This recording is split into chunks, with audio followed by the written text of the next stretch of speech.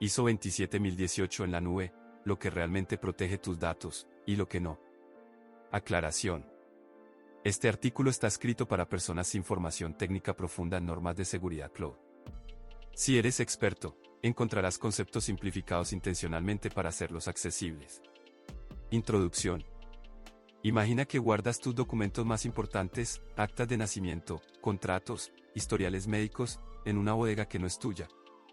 El dueño de la bodega te promete que nadie los va a tocar. Pero, ¿cómo verificas esa promesa? ¿Y qué pasa si esa bodega subcontrata a otro almacén sin decirte? Eso es exactamente lo que ocurre cuando tu organización confía datos personales a un proveedor de nube pública. Nombres, correos electrónicos, documentos de identidad y hasta historiales médicos viajan a servidores que no controlas físicamente. Y aquí aparece ISO/IS 27018, la norma que promete proteger esa información. Suena bien, ¿verdad? En este artículo aprenderás qué protege realmente esta norma, dónde terminan sus alcances y qué debes verificar antes de confiar ciegamente en un sello. Porque entender los límites de una herramienta es tan importante como conocer sus beneficios. El tema es relevante ahora más que nunca. Con la adopción acelerada de servicios cloud, las organizaciones delegan cada vez más datos sensibles a terceros. Un caso documentado muestra cómo un cliente asumió que ISO 27018 cubría sus transferencias de datos a Estados Unidos, y no cubría absolutamente nada de eso. Ese tipo de confusión puede salir muy caro. ¿Qué es ISO 27018 exactamente? Piensa en ISO 27018 como un manual de buenas prácticas, no como una cerradura que se instala sola. Es un código de práctica publicado por la Organización Internacional de Normalización, ISO, y la Comisión Electrotécnica Internacional, IEC. Su objetivo, proteger la información de identificación personal, PI, en entornos de nube pública. PI es cualquier dato que permite identificar a una persona, nombre, correo, teléfono, fotos, datos biométricos o direcciones IP. Aquí viene el primer dato que cambia todo. ISO 27018 no es una certificación independiente. No puedes certificarte en ISO 27018 de forma aislada. Lo que realmente ocurre es que un proveedor obtiene primero la certificación ISO 27001, que es el sistema de gestión de seguridad de la información, algo así como el marco general de seguridad, y dentro de esa auditoría se verifican los controles adicionales de 27018. Si un proveedor te muestra un certificado ISO 27018 sin tener ISO 27001 como base, ese documento no tiene respaldo normativo real. Siempre pide el certificado ISO 27001 y pregunta si los controles de 27018 están dentro del alcance de la auditoría. La versión más reciente es ISO/IS 27018-2025, que agrega aproximadamente 25 controles específicos para protección de PI en la nube. ¿Por qué esta norma es crucial ahora, y por qué no basta? El riesgo de ignorar la protección de datos en la nube no es teórico. Cada vez que tu organización sube información personal a un servidor externo, estás confiando en que ese proveedor cumple lo que promete. Sin un marco como ISO 27018, ni siquiera tienes un lenguaje común para definir qué esperas de él. Pero el peligro real está en el otro extremo, creer que el sello lo cubre todo. Las auditorías de certificación ISO son evaluaciones de muestreo en un punto del tiempo, no monitoreo continuo. Un proveedor puede cumplir el día de la auditoría y deteriorarse al día siguiente. Esto se conoce como placebo organizacional. La organización exhibe el sello como prueba de protección sin implementar los controles operativos que le dan sustancia. Los costos de implementación varían significativamente. Para empresas pequeñas que ya tienen ISO 27001, agregar los controles de 27018 puede implicar entre $10,000 y $25,000 en un periodo de 3 a 4 meses. Para empresas grandes sin certificación previa, el costo puede alcanzar los $150,000 en 12 a 18 meses. Los 5 compromisos fundamentales de la norma. ISO 27018 establece 5 compromisos que el proveedor de nube debe cumplir. Pero ojo, son principios orientadores que requieren implementación contractual específica, no garantías automáticas. Piensa en ellos como las reglas del juego, no como el juego ya jugado. El primero es consentimiento y propósito limitado. El proveedor no puede usar tus datos para nada que no esté explícitamente autorizado. Solo debe procesar PI siguiendo instrucciones documentadas del cliente.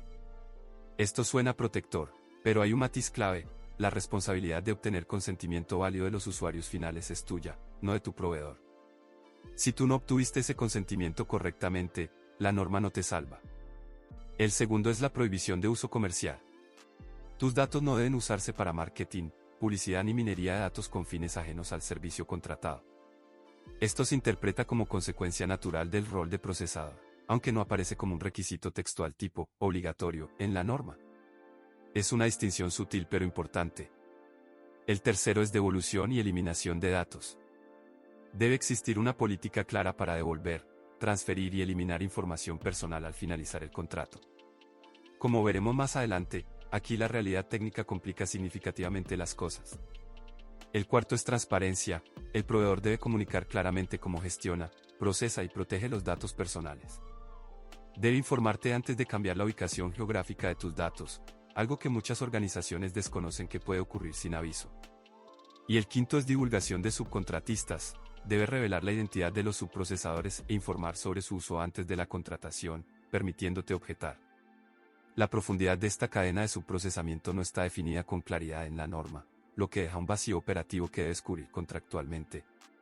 ¿Cómo funciona el modelo de responsabilidad compartida? Para entender ISO 27018, necesitas conocer tres roles clave. El controlador es quien decide los fines del tratamiento de datos, generalmente, tu organización. El procesador es quien trata los datos por cuenta del controlador, bajo contrato, generalmente, el proveedor cloud.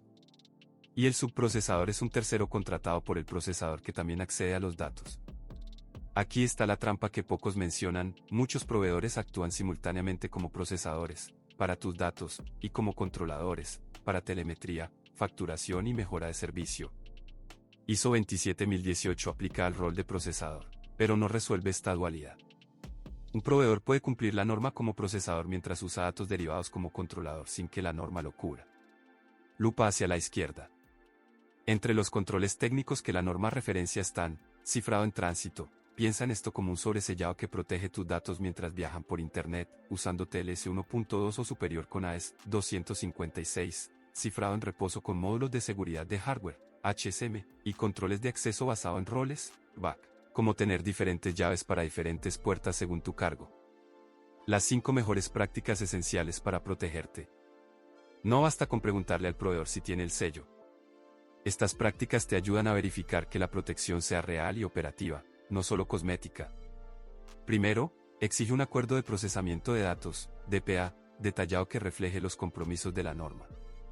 Sin contrato específico, los principios quedan en buenas intenciones. El DPA debe incluir plazos concretos de eliminación, restricciones geográficas y mecanismos de notificación ante incidentes. Segundo, verifica que los controles técnicos estén en producción, no solo documentados. Pregunta por evidencia de cifrado activo, logs de acceso API y segregación de datos entre clientes. Si el proveedor solo te muestra documentación sin evidencia operativa, eso es una señal de alerta. Tercero, evalúa si tu organización cumple su parte. El modelo de responsabilidad compartida significa que tú también tienes obligaciones concretas: gestionar quién accede a qué datos, clasificar la información según su sensibilidad y mantener políticas de seguridad actualizadas. Los grandes proveedores como Microsoft Azure, Google Cloud Platform y Amazon Web Services ya están certificados. La pregunta real no es si ellos cumplen, sino si tu organización está cumpliendo su parte. Cuarto, no asumas cumplimiento regulatorio automático. ISO 27018 no equivale a cumplir el Reglamento General de Protección de Datos, GDPR, la Ley de Privacidad del Consumidor de California, CCPA, ni ninguna legislación específica. Necesitas mecanismos legales adicionales como cláusulas contractuales estándar para transferencias internacionales. Y quinto, implementa supervisión continua. Las auditorías de certificación son fotografías de un momento específico, no vídeos de la operación completa. Una revisión trimestral de cumplimiento es más valiosa que confiar ciegamente en una auditoría anual. Los 3 errores más frecuentes, y cómo evitarlos. El primer error es creer que ISO 27018 es el estándar de oro de privacidad cloud. Esta afirmación es marketing, no análisis. La norma es un código complementario que depende de implementación operativa real.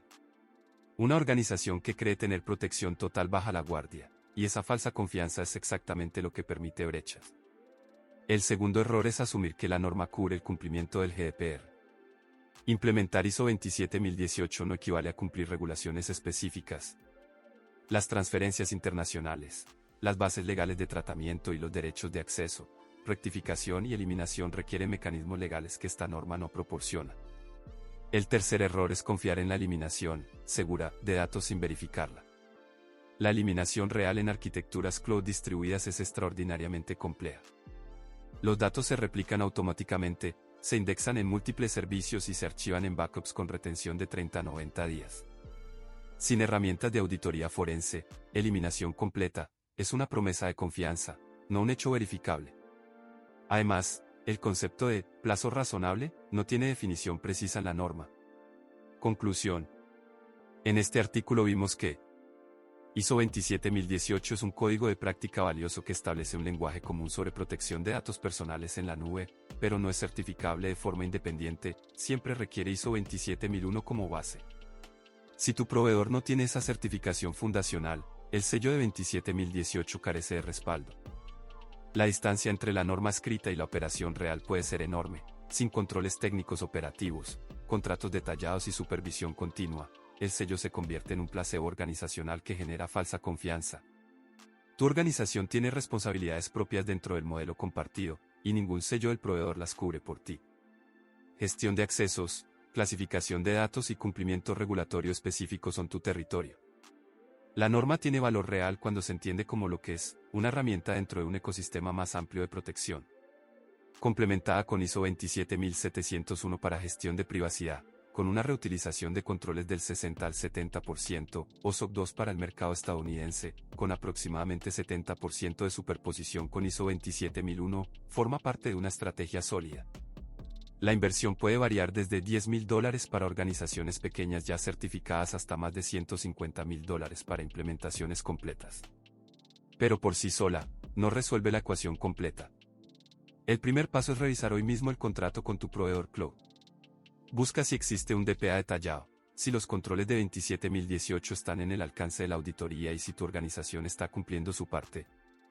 Empieza por lo que puedes controlar. Porque al final, la pregunta no es si tu proveedor tiene el sello. La pregunta es, ¿qué hay detrás de ese sello? Si esto te ayudó, considera apoyar el canal en PayPal/consultor. kao-fi.com/luisospina 21292. PayPal, luisospinaco@gmail.com. O si necesitas ayuda específica con ciberseguridad para tu empresa, ofrezco consultas express de 30 minutos. info@vvs-consultor.com.